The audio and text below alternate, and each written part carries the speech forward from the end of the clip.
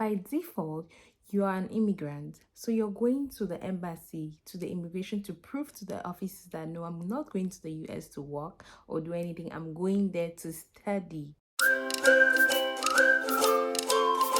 Hello beautiful people, welcome to my channel. If you're new here, I go by the name Adenisa Bongo. If you're old, you're most welcome and thanks for tuning again.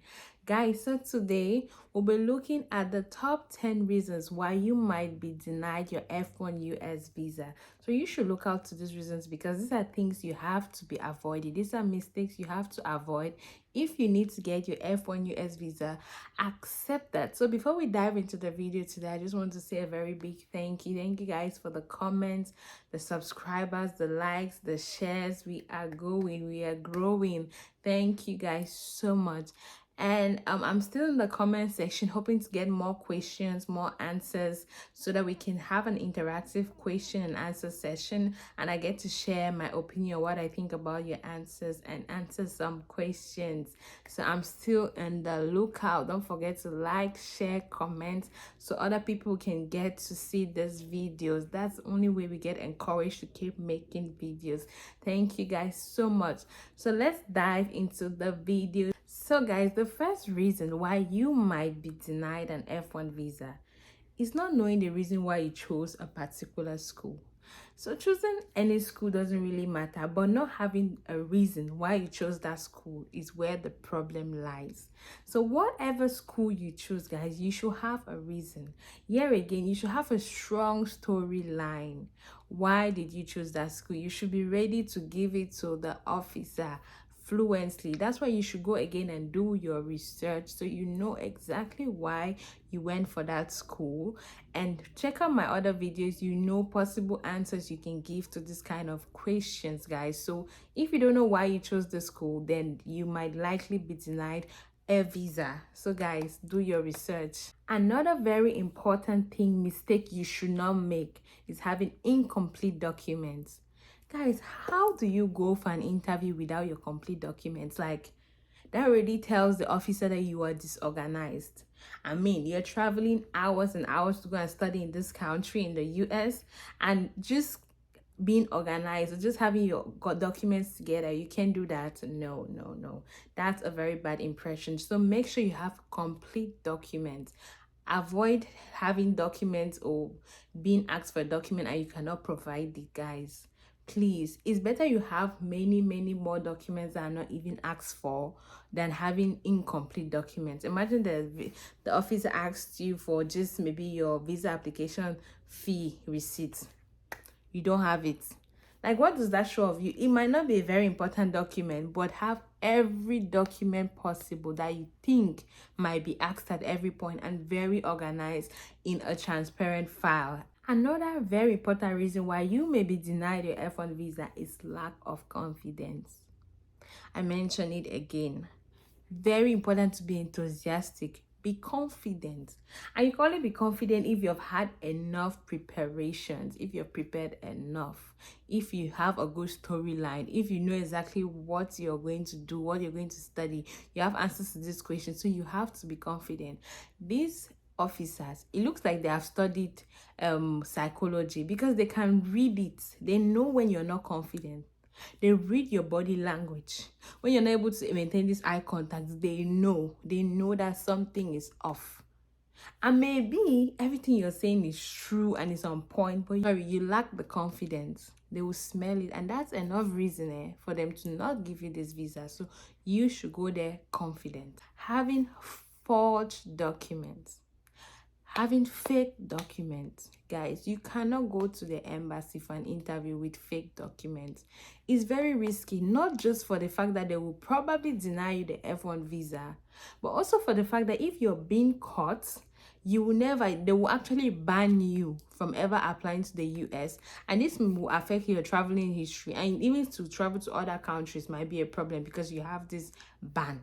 So it's something. So for your future plans for your life, it's better you avoid this kind of ban, because I mean, you don't know what lies tomorrow, right? You might need to travel to another country, or you might really need to go to the US by power by force, and then you already have this ban. So it's better you don't get it, you have the chance of reapplying, than going and making yourself getting a ban. So guys, please avoid using fake documents, especially bank statements. Going there with fake bank statement, if they catch you, you're in problem.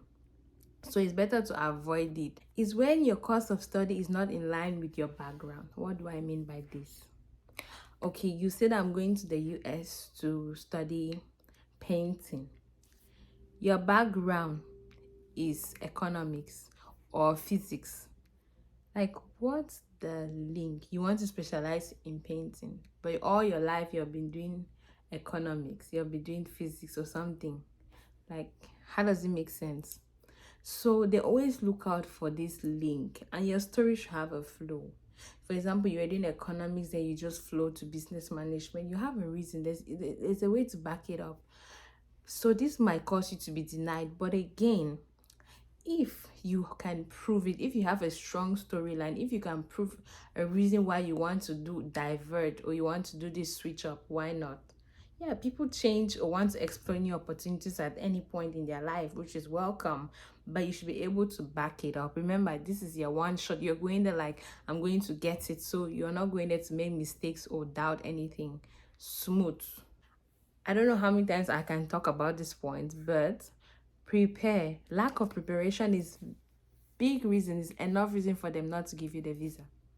The sense that you're not prepared, they will not give you the visa, because it will show from the way you answer questions. It will show from the way your confidence. It will show from your interest. It will show from everything that you did not prepare.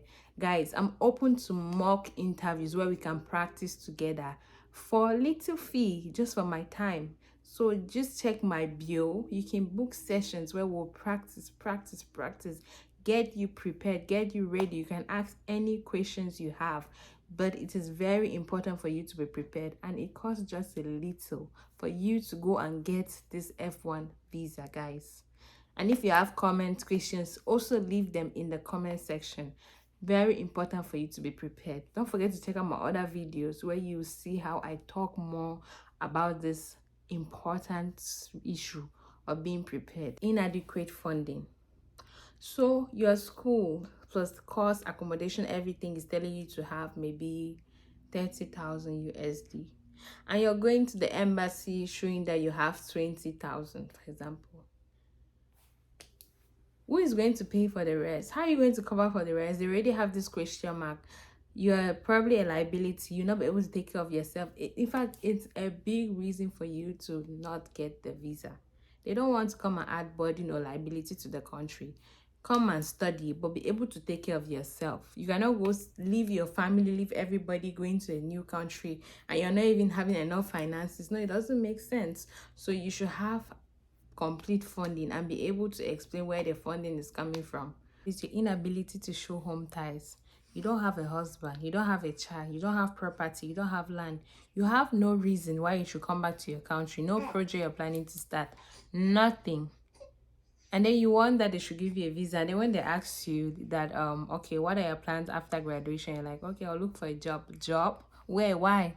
Your only thing there is to go and school and come back. So that's enough reason for them not to give you a visa. So make sure you have this home ties, or you have this strong project or storyline that you have to tell them, showing that you'll come back to your country and implement it. As I said in my last video, even during the vacation, any vacation, your goal is to come back to your country. That's what you're making them understand. In a travel history. So not having any travel history, so you have never traveled, it's not a reason why they will not give you a visa. But having bad records in your travel history is enough reason. So maybe you went to visit the UK, you went for a tourist visa, and you went and stayed for way past the time you had to stay there. That's enough reason for them to say no. We went to Dubai and they had to repatriate you or something. It's enough reason. But traveling to many countries is a bonus, and coming back on time. Not traveling is not a problem, but having bad records in your travel history is where the problem lies. So try and make sure you have good travel history before going to the embassy, so that it will not be any reason for you to get rejected. And last but not the least, overdoing it, over talking. Before the officer asks you A, you have said A, B, C, D, A to X to Z. take it easy. So don't overdo it, right? Don't overdo it. When she asks you, which car are you going to? I'm going to this, I'm going to do, I'm going to overdo it. No. Be enthusiastic, be confident, but don't overdo it. Find a balance, right? Also study who your officer is, because the first seconds are enough for you to know this person, if it's somebody that is outgoing or calm or doesn't like talk. So just try to understand the person you're dealing with and respond accordingly. So guys, if you watched this point, thank you so much. Please don't forget to subscribe. Right, these are some of the things you should avoid. You should not make these mistakes so that you don't get your visa rejected. We want you to get this visa accepted, guys. I hope you all out there the best. If you have gone for your interview or you're still going, I wish you all the best. If you got rejected, you're still going for the second time, you can do it. Don't give up, just keep practicing. Yeah, you can get it, right? Yes, so I wish you guys all the best, and I'm always open for a one-on-one at any point in time. So, and hope to see you guys in my next video. Stay tuned. Don't forget to watch the other videos to know exactly how to answer this question, how to ace it, and how to get this visa. We are here to get it.